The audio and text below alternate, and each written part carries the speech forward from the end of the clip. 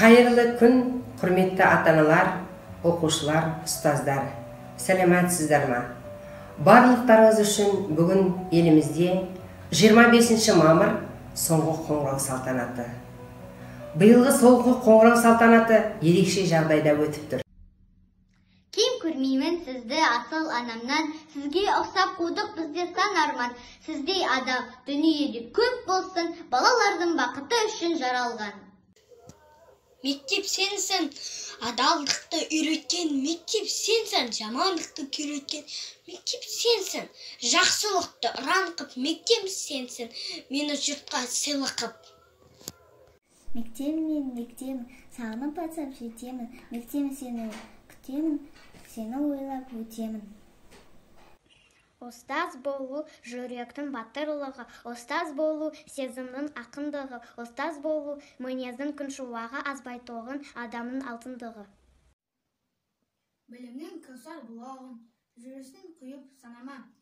Біз үшін сенсің мұғалім, ұстаз да ғалым танады. Сынып жетекшісі.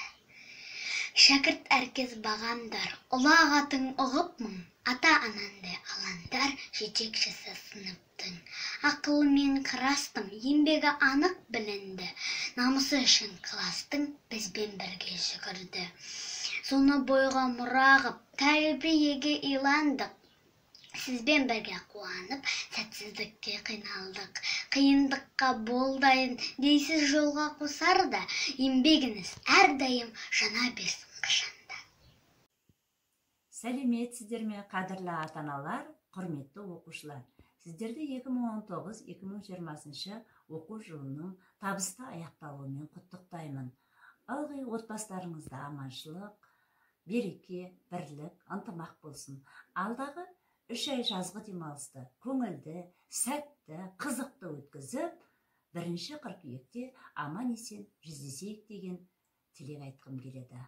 Хош, сау болыңыздар.